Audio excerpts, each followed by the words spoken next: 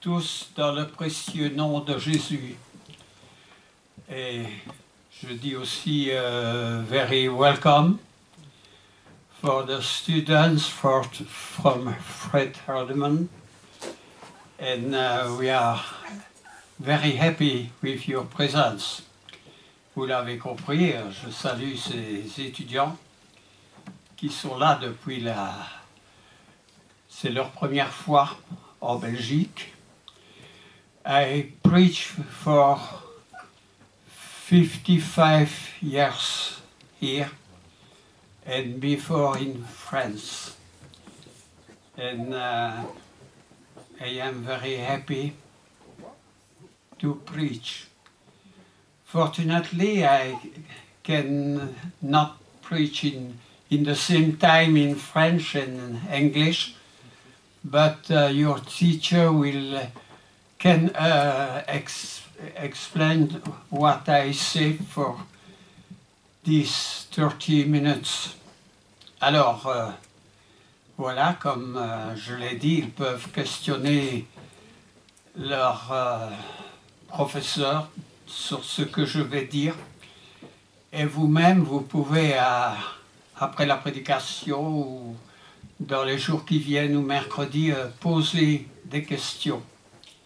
La première question qui me fut posée quand j'ai dit que j'allais parler d'Esther ce matin, et mon frère m'a dit, oui, mais le nom de Dieu ne se trouve pas dans ce livre d'Esther. Il a tout à fait raison. Le nom de Dieu n'est pas mentionné. Et la ville de Jérusalem n'est pas mentionnée non plus. Mais le doigt de Dieu se trouve au travers de tous ces événements. Pour situer ces événements, le peuple de Dieu avait été emmené en captivité. Le peuple de Juda, le dernier en 586, avec le roi Jéconia, ils ont été emmenés en Perse. Alors nous savons où se trouve la Perse aujourd'hui. Les Médo-Perses, avant qu'on utilise le mot l'Iran, il y avait un président ou un roi qui s'appelait le Shah de Perse. Alors la Perse se situe bien là où de grands événements aujourd'hui ont lieu. Alors ce peuple était en captivité, oui, c'était une punition que Dieu leur avait infligée parce que Nabuchodonosor les avait déportés de leur pays. Mais, comme dit Ésaïe, notre Dieu est un Dieu qui se cache. Un Dieu qui se cache. Alors ça semble bizarre quand on lit ça. Mais c'est un peu idem aujourd'hui. On entend le nom de Dieu dans les Écritures, mais il ne se passe pas de grands événements spirituels, de même qu'il ne s'en est pas passé entre Malachie et Matthieu pendant une période de 400 ans. Mais Dieu n'est pas absent. Dieu est là. Il nous assure de sa protection. Surtout parce que Dieu, au départ, a fait une promesse à Abraham. Je ne sais pas, mon frère, si tu sais situer les événements, mais c'est dans le livre de la Genèse. Est-ce que tu vois là où il est écrit? Quel chapitre? La promesse à Abraham?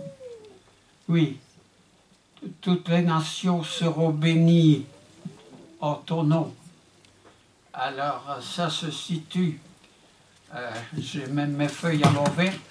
Ça se situe aujourd'hui, ces événements.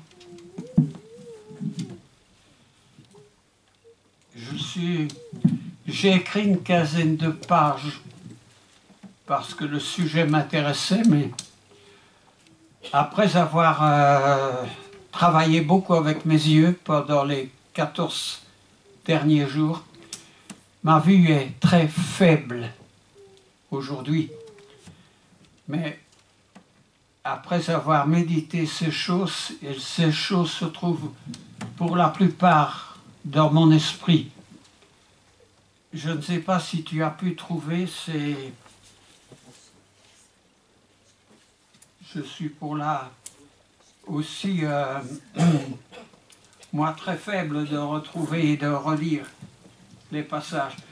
Mais Dieu dit à Abraham, toutes les nations seront bénies. Je l'ai. Tu l'as. Oui, oui. Je t'en prie.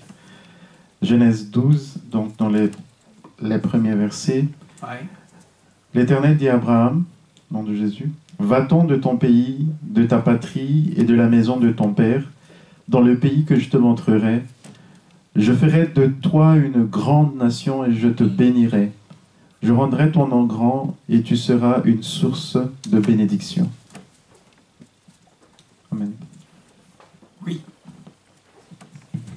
Cela veut dire que Dieu n'est pas tout au long de l'histoire un absent. Il est là et conformément à la promesse, il assure son peuple de sa survie jusqu'à ce que naisse celui qui était destiné à être le sauveur, le rédempteur. Alors bien sûr, son peuple est là. Il est puni en quelque sorte. Mais Dieu est derrière, ne voulant pas que cette punition dégénère entre une extinction de son peuple. Hein? Tu vas te faire mal avec ça. Oui. Très bien. C'est une bonne épouse. Elle est toujours là quand il y a nécessité et autres. Et je souhaite aux jeunes dans l'avenir d'en trouver un conjoint ou une conjointe. Alors je continue mon histoire. Ce peuple se trouve en captivité en Perse.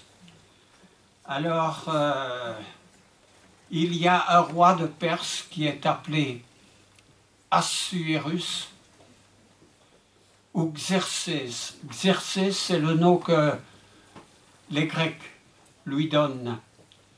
Et l'histoire commence dans le livre avec 3 banquets.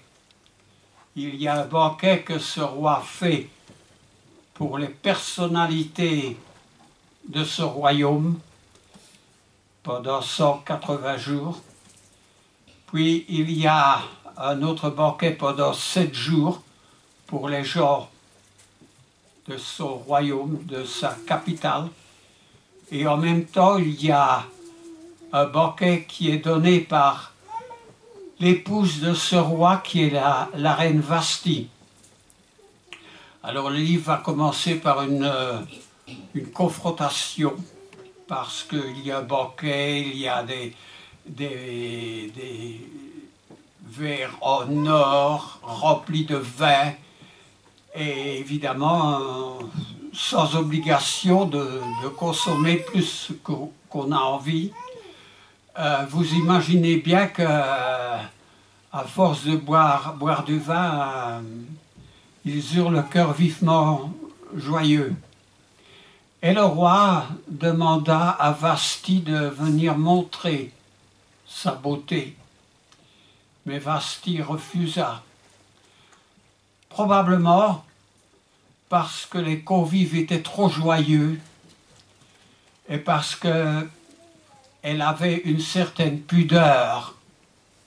à se présenter pour montrer sa beauté. Alors, il en arrive que le roi la congédie, et aussi un peu influencé par les grands de ce royaume qui disent que si cette reine a désobéi à son mari, ce ne sera pas un bon exemple pour les femmes du royaume. La reine est congédiée. Il se passe quelques années. Il y a guerre avec la Grèce, dans laquelle le roi ne remporte pas la victoire. Il est humilié. Il revient. Il se console dans son harem. Et après quelque temps, il regrette Vashti qu'il a congédié. Et sous le conseil de plusieurs, il retrouve une autre reine. Alors, il y a un choix qui est effectué parmi les plus belles jeunes filles. Et c'est une jeune fille du nom de Hadessa.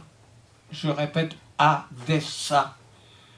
Une jeune fille juive qui est orpheline, qui a été adoptée par son oncle qui s'appelle Mardochée. Et elle est choisie, cette reine, et le roi lui donne le nom d'Esther, ou Ishtar, qui veut dire étoile dans la langue perse.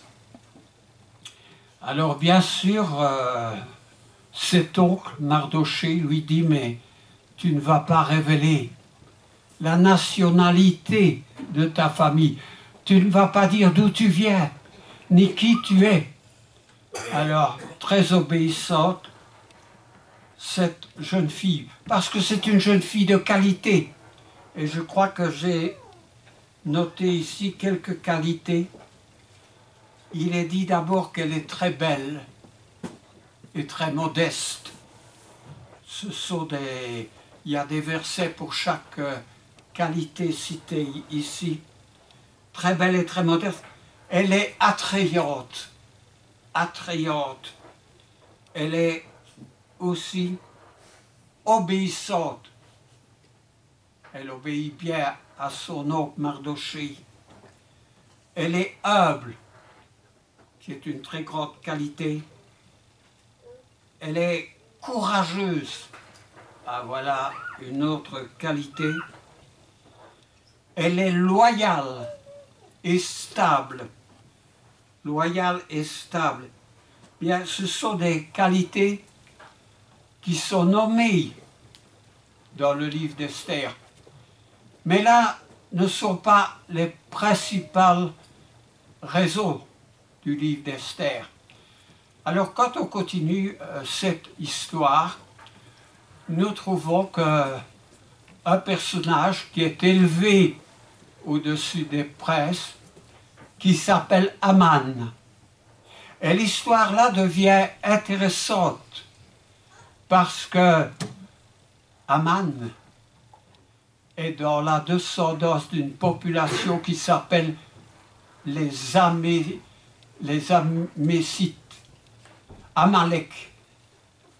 Amalécites. Et si on se souvient bien, c'est une population, lorsque le peuple juif est sorti d'Égypte, il n'a pas voulu laisser passer le peuple juif qui sortait d'Égypte. Il lui a fait obstruction. Et là, évidemment, il s'est opposé, ce peuple, au plan de Dieu. Et c'est un peuple qui a eu continuellement de la haine pour le peuple juif. Si bien que Aman, qui est un descendant de ce peuple, va éprouver de la haine pour Mardochée et pour tous ceux qui sont de la même nationalité. Pour rappel, Mardochée était un juif. Alors Aman va faire tout ce qu'il peut pour que Mardochée et le peuple juif soient détruits. Alors, évidemment, quel est ce petit élément déclencheur? C'est que tout le monde dans le royaume doit en quelque sorte s'agenouiller devant Aman, mais Mardochée refuse, lui, de se prosterner. Vous vous rappelez dans l'Ancien Testament où il est dit qu'il y a un refus de se prosterner? C'est en Exode chapitre 20. Quand Dieu donne ces 10 commandements, eh bien là, il est très remarquable qu'on ne peut se prosterner que devant Dieu seul.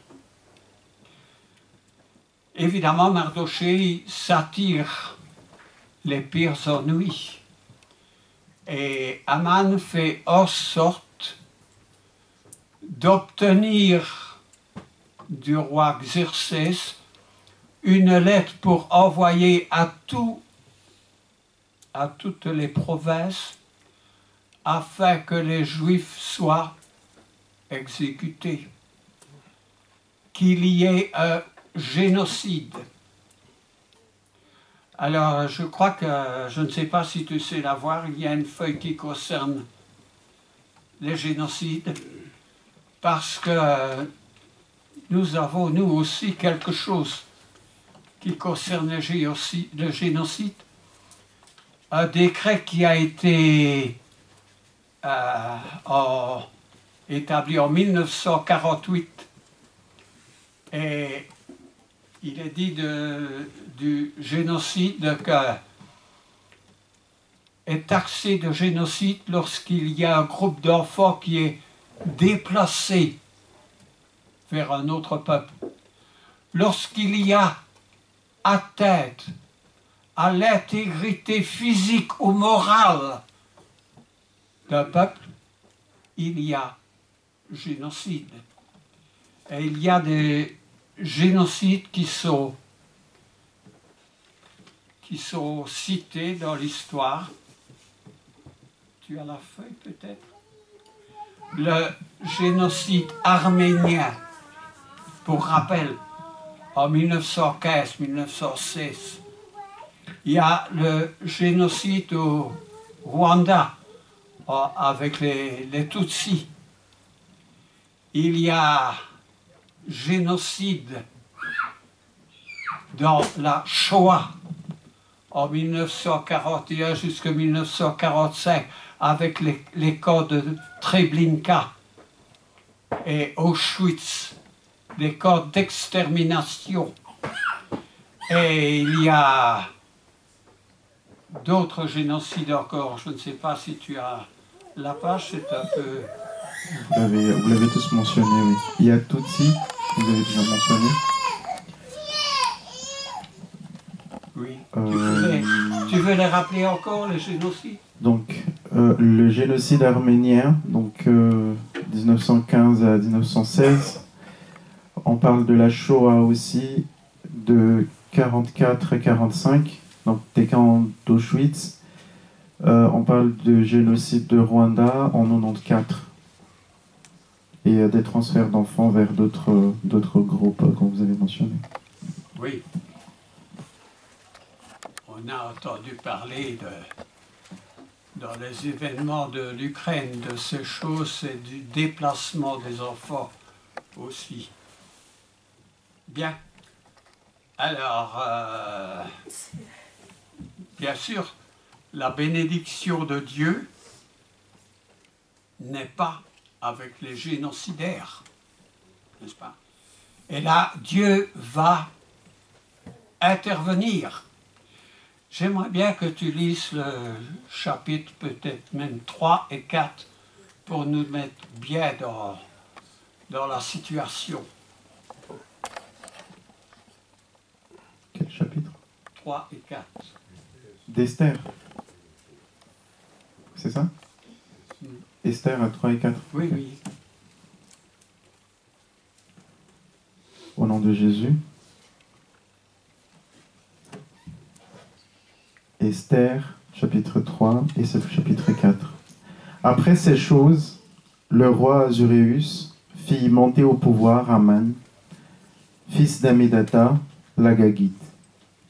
Il l'éleva en dignité et plaça son siège au-dessus de ceux de tous les chefs qui étaient auprès de lui. Tous les serviteurs du roi, qui se tenaient à la porte du roi, fléchissaient le genou et se prosternaient devant Aman, car tel était l'ordre du roi à son égard. Mais Mardochée ne fléchissait point le genou et ne se prosternait point.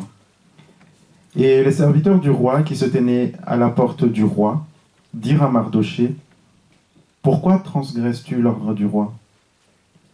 Comme ils le lui répétaient chaque jour et qu'il ne les écoutait pas, ils en firent rapport à Aman pour voir si Mardochée persisterait dans sa résolution, car il leur avait dit qu'il était juif. Et Aman vit que Mardochée ne fléchissait point le genou et ne se prosternait point devant lui. Il fut rempli de fureur. Mais il dédaigna de porter la main sur Mardochée seul, car on lui avait dit que de quel peuple était Mardochée. Et il voulut détruire le peuple de Mardochée, dont tous les Juifs qui se trouvaient dans tout le royaume d'Azuréus. Au premier mois, qui était le mois de Nissan, la 12e année du roi Azuréus, en jeta le pur, c'est-à-dire le sort, devant Aman pour chaque jour et pour chaque mois, jusqu'au 12e mois, qui est le mois d'Adar. Alors Aman dit au roi d'Azuréus, « Il y a dans toutes les provinces de ton royaume un peuple dispersé et à part parmi les peuples ayant des lois différentes de celles de tous les peuples et n'observant point les lois du roi. Il n'est pas dans l'intérêt du roi de le laisser en repos. Si le roi trouve bon qu'on écrive l'ordre de les faire périr, et je pèserai 10 000 talents d'argent entre les mains des fonctionnaires pour qu'on les porte dans le trésor du roi. » Le roi ôta son anneau de la main et le remit à Aman, fils d'Amédatha, l'Agagite, ennemi des Juifs. Et le roi dit à Aman, « L'argent t'est donné, et ce peuple aussi. Fais-en ce que tu voudras. » Les secrétaires du roi furent appelés le 13e jour du premier mois, et il en écrivit, suivant tout ce qui fut ordonné par Aman, au satrape du roi, au gouverneur de chaque province, et au chef de chaque peuple, à chaque province, scellant son écriture, et à chaque peuple scellant sa langue. Ce fut au nom du roi Azuréus que l'on écrivit, et on scella avec l'anneau du roi. Les lettres furent envoyées par les courriers dans toutes les provinces du roi pour qu'on détruisît, qu'on tuât et qu'on fît périr tous les Juifs, jeunes et vieux, petits enfants et femmes, en un seul jour, le 13e du 12e mois, qui est le mois d'Adar, et pour que leurs biens fussent livrés au pillage. Ces lettres renfermaient une copie de l'édit qui devait être publié dans chaque province, et inviter tous les peuples à se tenir prêts pour ce jour-là. Les courriers partirent en toute hâte, d'après l'ordre du roi. L'édit fut aussi publié dans Suse, la capitale, et tandis que le roi et Aman étaient à boire, la ville de Suse était dans la consternation. Mardochée, ayant appris tout ce qui se passait, déchira ses vêtements, s'enveloppa d'un sac et se couvrit de cendres. Puis il alla au milieu de la ville en poussant avec force des cris amers, et se rendit jusqu'à la porte du roi, dont l'entrée était interdite à toute personne revêtue d'un sac. Dans chaque province, partout arrivait l'ordre du roi et son édit. Il eut une grande désolation parmi les Juifs. Ils jeûnaient, pleuraient et se lamentaient, et beaucoup se couchaient sur le sac et la cendre. Les servantes d'Esther et ses eunuques vinrent lui annoncer cela, et la reine fut très effrayée. Elle envoya des vêtements à Mardochée pour le couvrir et lui faire ôter son sac, mais il ne les accepta pas. Alors Esther appela Hathach, l'un des eunuques que le roi avait placé auprès d'elle, et elle le chargea d'aller demander à Mardochée ce que c'était et d'où cela venait. Hathach se rendit vers Mardochée sur la place de la ville, devant la porte du roi. Et Mardochée lui raconta tout ce qui lui était arrivé et lui indiqua la somme d'argent qu'Aman avait promis de livrer au trésor du roi en retour du massacre des Juifs. Il lui donna aussi une copie de l'édit publié dans Suse en vue de leur destruction, afin qu'il montrât à Esther, et lui fit tout connaître. Et il ordonna qu'Esther se rendît chez les rois pour lui demander grâce et l'implorer en faveur de son peuple. Hathach vint rapporter à Esther les paroles de Mardochée. Esther chargea Hathach d'aller dire à Mardochée: tous les serviteurs du roi et les peuples des provinces du roi savent qu'il existe une loi portant peine de mort contre quiconque, homme ou femme, entre chez le roi dans la cour intérieure sans avoir été appelé. Celui-là seul a la vie sauve, à qui le roi tend le sceptre d'or, et moi, je n'ai point été appelé auprès du roi depuis 30 jours. Lorsque les paroles d'Esther eurent été rapportées à Mardochée, Mardochée fit répondre à Esther: ne t'imagine pas que tu échapperas seul d'entre tous les Juifs parce que tu es dans la maison du roi. Car si tu te tais maintenant, le secours et la délivrance surgiront d'autre part pour les Juifs. On va une seconde faire une interlude. Bon, cette histoire peut-être vous semble un peu lourde, mais il s'agit en quelque sorte de créer un génocide pour les Juifs. Imaginez-vous que si le peuple juif avait été détruit à ce moment-là, il y avait atteinte à la promesse de Dieu pour la venue d'un sauveur. Mais Dieu veillait, et Dieu ne va pas laisser se passer ces événements de cette manière-là. Il va intervenir pour faire objection, parce que dans ce conciliabule de détruire les Juifs, il y a un deal, le deal des racketteurs. Vous l'avez compris, les 10 000 talents d'argent qui sont offerts pour que ces événements se produisent. Moi, j'appelle ça le deal des racketteurs. Et vous savez, au cours de l'histoire, c'est un deal qui est souvent d'actualité. Mardochée demande à Esther de se présenter devant le roi. Elle a des raisons de crainte pour sa vie. Mais Mardochée lui dit, selon le dernier passage qui vient d'être lu, est-ce que tu as encore... où il est dit là, ne t'imagine pas que... Ne t'imagine pas que tu échapperas seul d'entre tous les Juifs parce que tu es dans la maison du roi. Car si tu te tais maintenant, les secours et la délivrance surgiront d'autre part pour les Juifs, et toi et la maison de ton père vous périrez. Oui, j'ai toujours pris ce passage, à commencer par moi-même. Parce que si tu ne fais pas, ou si tu fais obstruction au plan que Dieu a pour toi, le secours viendra d'ailleurs. Alors quelquefois nous faisons obstruction parce que Dieu a quelque chose pour nous. Mais nous sommes là avec une bonne excuse. Et nous ne voulons pas prendre notre part de responsabilité. Mais attention, si nous n'apprenons pas, la main de Dieu est étendue. Alors, est-ce que tu avais fini ce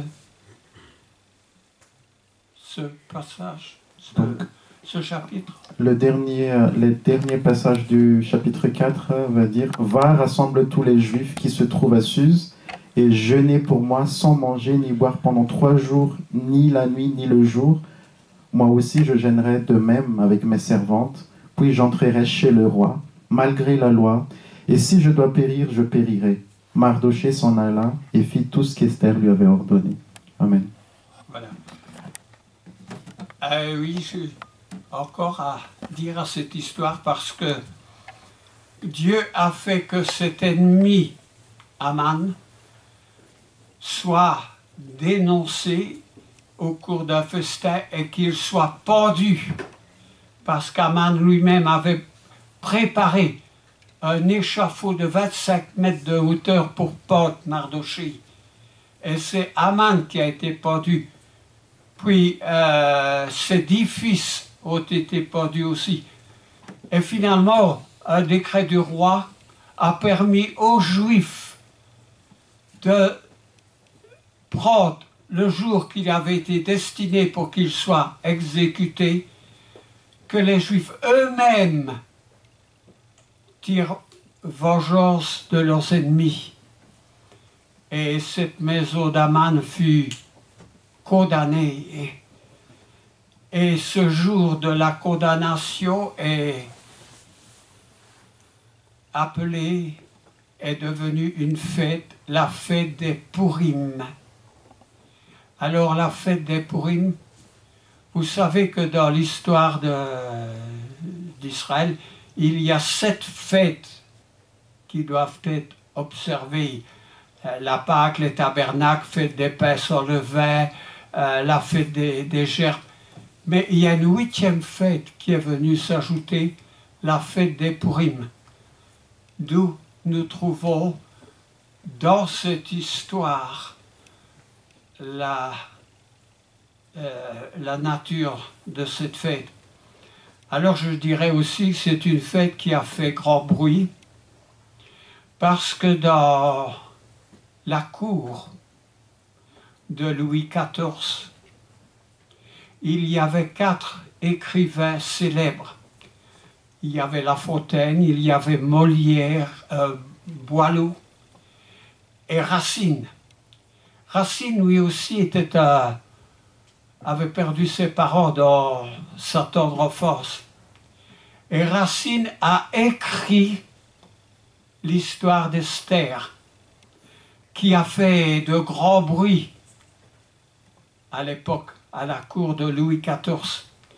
Alors j'ai, à la dernière page, un extrait du livre de Racine, je rappelle, au XVIIe siècle.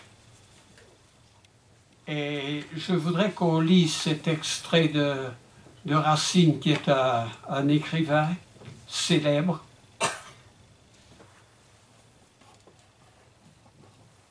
Ô mon roi souverain, ô mon souverain roi, me voici donc tremblante et seule devant toi. Mon père 1000 fois m'a dit dans mon enfance qu'avec nous tu juras une sainte alliance. Quand pour te faire un peuple agréable à tes yeux, il plut à ton amour de choisir nos aïeux. Même tu leur promis de ta bouche sacrée une prospérité d'éternelle durée. Hélas, ce peuple ingrat a méprisé ta loi, la nation chérie a violé sa foi, elle a répudié son époux et son père pour rendre à d'autres dieux un honneur, c'est un peu coupé, je pense, c'est un honneur adultère. Maintenant, elle sert sous un maître étranger, mais c'est peu d'être esclave, on la veut égorger. Voilà Racine, qui a vécu de 1639 à 1699. Et il a beaucoup écrit aussi. Et on voit qu'il y avait un amour pour les écritures parmi ces personnages. j'ai beaucoup d'autres enseignements, mais ma prédication n'est pas Racine, mais Esther. Alors, je voudrais dire que l'accent est mis dans cette prédication sur les responsabilités que nous avons tous à partager. L'histoire est mise aussi sur la souffrance de Dieu envers ceux qui n'ont pas contribué au plan de Dieu. Et bien sûr, c'est une exhortation à prendre nos responsabilités, parce qu'un jour, nous allons nous trouver devant le trône de Dieu. Un jour, nous allons devoir rendre compte de ce que nous avons fait, de notre bonne volonté. Et l'éternité, c'est long. Nous serons appelés à rendre compte selon le bien ou selon le mal que nous aurons fait. Et toutes ces histoires dans les Écritures ont leur raison d'être, parce que la main de Dieu est toujours avec son peuple, et la main de Dieu aujourd'hui est toujours avec son peuple, selon la promesse qu'il a faite à Abraham. Je bénirai ceux qui te béniront, et je maudirai ceux qui te maudiront. Alors rien ne peut faire obstruction au plan de Dieu. À nous d'en prendre connaissance, d'en prendre garde, et de faire en sorte que notre Dieu soit glorifié. Je tiens plusieurs feuilles de renseignements que je suis prêt à vous donner en les passant par, bien sûr, le photocopieur. Et puisque notre temps de terminer la prédication est arrivé, que Dieu vous bénisse. Amen. Amen.